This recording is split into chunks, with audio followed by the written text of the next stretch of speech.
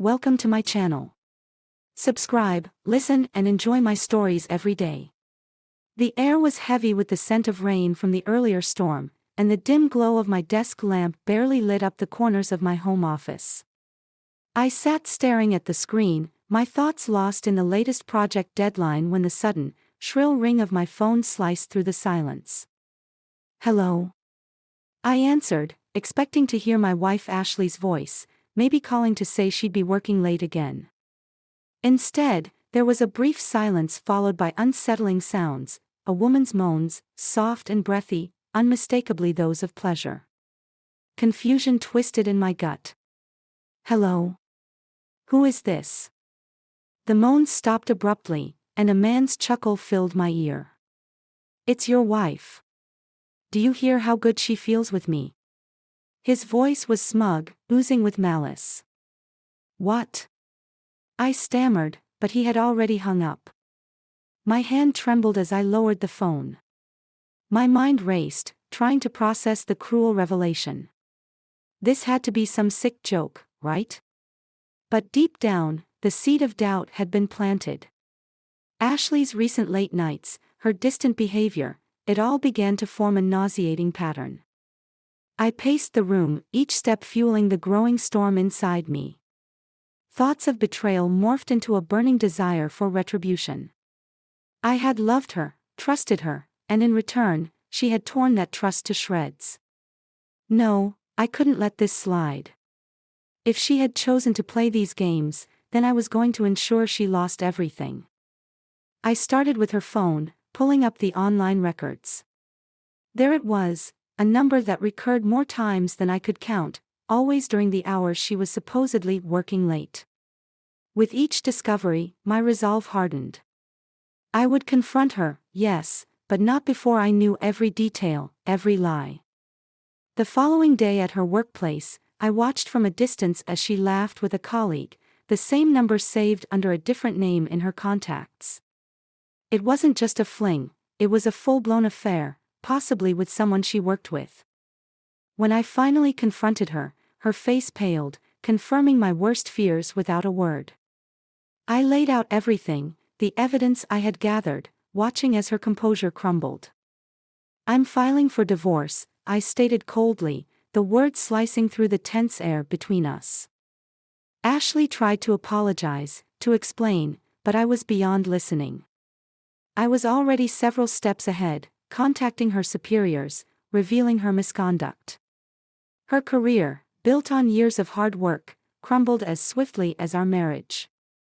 As I walked away from what was once our shared life, I felt a hollow victory. She had lost everything, just as I had planned. But as the city lights blurred past me, the emptiness inside grew. Revenge had consumed everything in its path, leaving me to wonder if the price I paid was worth the justice I sought. The morning after the confrontation was eerily quiet.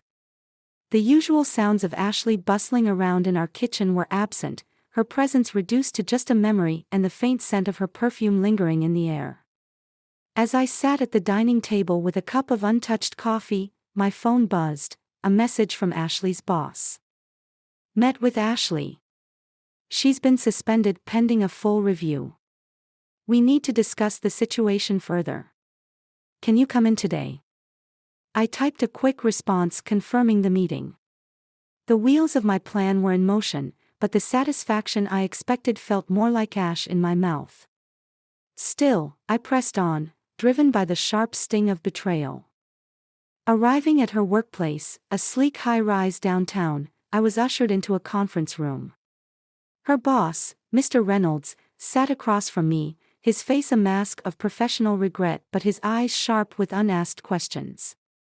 "I appreciate you coming in," he started, folding his hands on the table. "This is an uncomfortable situation.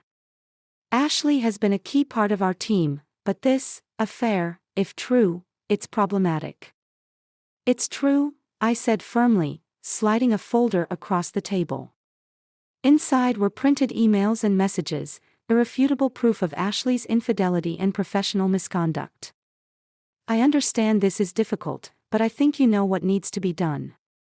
Reynolds sifted through the documents, his frown deepening. Yes, this is quite clear. We'll have to let her go. There's no room for this kind of behavior in our company. As he spoke, my phone vibrated again. This time, it was a friend, texting about Ashley. Saw Ashley leaving her office, looked devastated. What happened? I replied with a terse, "I'll explain later," not wanting to delve into the messy emotional details via text. Leaving the building, my thoughts were interrupted by a call from my lawyer, confirming that the divorce papers had been filed. She will be served by the end of the day, he informed me. Good, keep it clean and quick, I instructed, the cold facade I'd built up barely concealing the tumult inside. The drive home was a blur of red taillights and honking horns, my mind replaying the last few years with Ashley. Had there been signs I missed? Was this affair my fault too? The questions gnawed at me, but I shoved them aside, focusing on the next steps. Once home, I started packing up Ashley's belongings. Each item was a reminder of a moment, a memory, now tainted. As I was folding her clothes into boxes, the doorbell rang. It was the process server, a nondescript man holding an envelope, the divorce papers for Ashley. Sign here, please, he said, handing me a digital pad. I scribbled my signature and took the envelope, my heart pounding. This was it.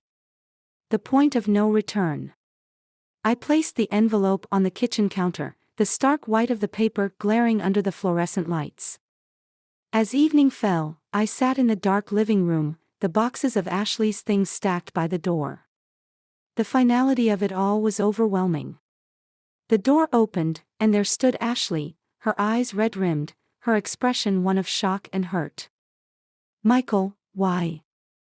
Her voice cracked as she spotted the boxes, then the envelope. "I know about everything, Ashley." "It's over," I said, my voice steadier than I felt. "What about us? Can't we?" "There's no us anymore. You made sure of that." I cut her off, the bitterness seeping through. She reached for the envelope, tearing it open with shaky hands, her tears falling freely. "I'm so sorry, Michael. I never wanted." "Save it," I said, turning away. "You should leave now." Ashley gathered a few belongings and left without another word, the door closing softly behind her. Alone, I realized that revenge hadn't brought peace, just a deeper loneliness. But there was no turning back now. The damage was done, the path set. The night stretched out before me, dark and uncertain, mirroring the turmoil inside. The following days dragged on with a suffocating monotony, broken only by the incessant pings of my phone, messages from mutual friends, unread emails from colleagues, and calls I refused to answer. The weight of my actions pressed heavily on me as I navigated through the wreckage of a life I once cherished. It was in the midst of this fog of despair that I received an unexpected call. "Michael, it's Tom," said the voice, belonging to an old friend from college who had become a distant acquaintance over the years. "Heard about what happened. Need to talk to you. It's urgent." Curious and desperate for any distraction, I agreed to meet him at a local bar that evening. The place was dimly lit and nearly empty, the kind of setting that promised privacy for sensitive conversations. Tom was already there, nursing a drink at the far end of the bar. He looked up as I approached, his expression grave. "Thanks for meeting me, Mike. I won't beat around the bush," he began without preamble.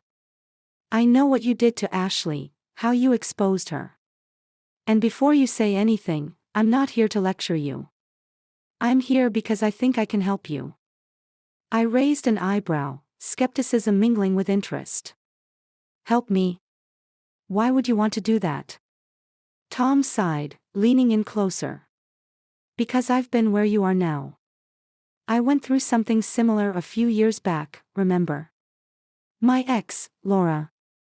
She cheated on me, and let's just say I handled it poorly.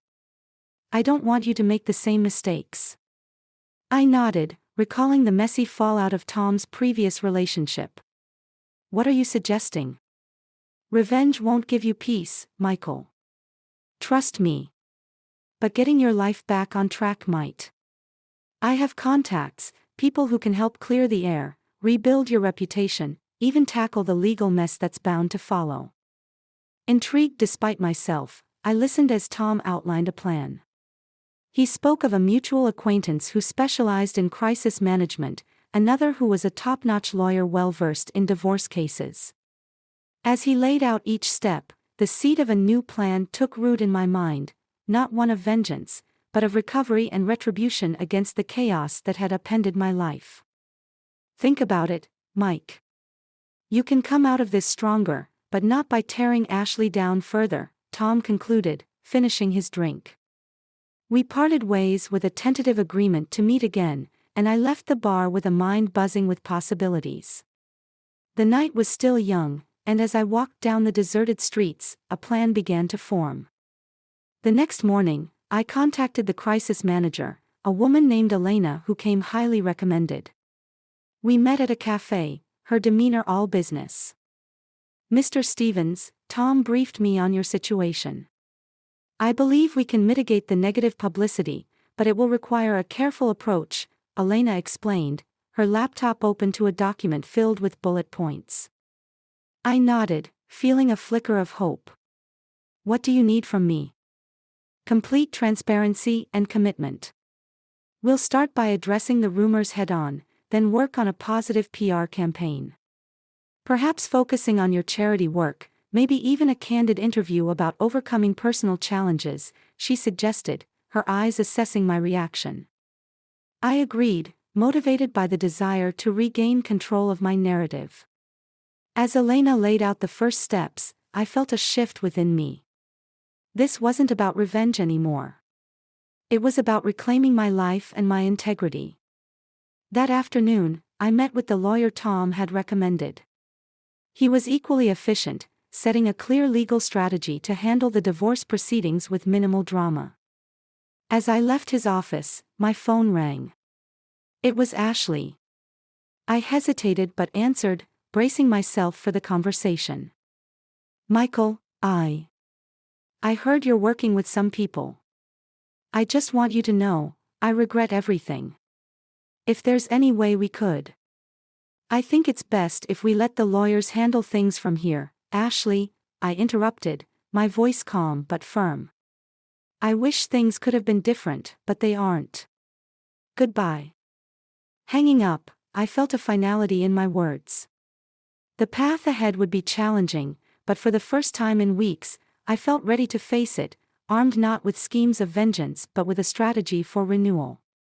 The season changed as I orchestrated my return to normalcy, with Elena's strategic maneuvers painting me in a sympathetic light across social channels. The public, it seemed, was eager to rally behind a man wronged, yet dignified in his suffering. This newfound public favor was the backdrop against which I planned my final act of retribution, a revelation that would not only sever my ties with Ashley forever but ensure she could never forget me. Late one evening, as the city lay blanketed in the quiet hum of tired lives winding down, I received a call from a private investigator I had discreetly hired months ago, following my meeting with Tom. His voice was even, but the undercurrent of excitement was palpable. Michael, we've got her. Not just Ashley, but the other guy too. You were right about suspecting someone from her work. I've got solid proof of their embezzlement scheme. It seems their affair was just the tip of the iceberg. A cold smile spread across my face. This was more than I had hoped for. Get everything to me. Tonight. We're going to blow this wide open. Armed with the damning evidence, I called a late-night meeting with Mr. Reynolds, Ashley's former boss. The hour was late, and the office deserted, a ghostly realm of shadowed cubicles and silent corridors. Michael, this had better be good, Reynolds grumbled as he arrived, his face weary and annoyed. It's better than good, it's perfect, I replied, handing him the thick envelope. Proof of Ashley and her lover's embezzlement. It's all there, transactions, hidden accounts, you name it. Reynolds' eyes widened as he skimmed the documents, the color draining from his face. This is serious, Michael. This could destroy her, not just her career, but her entire life. That was the point, I said with icy calm. I told you, I'm not going down alone. Realization dawned on him then, the understanding of my true motives etching fear across his features. What do you want, Michael? Nothing from you, I assured him. Just make sure this goes public. I want everyone to know who Ashley really is. Leaving Reynolds to stew in the mess, I made my way to the final showdown with Ashley. This time, it was at her apartment, the place she had moved into after our separation. I knocked, and she answered, her eyes wary, a question unspoken but hanging in the air between us. Ashley, I greeted coldly, thought you might want to know about the latest news. It's going to be a big day tomorrow. Confusion flickered across her face, then fear as she absorbed the implication of my tone. What have you done, Michael? Just thought I'd return the favor, I said, my voice devoid of warmth. Everyone's going to know the truth about you. About everything. She paled, stepping back as if slapped. You didn't have to do this. We could have ended it quietly. Like you ended us quietly. I snapped back. No, Ashley. You chose this path. I'm just helping you walk it.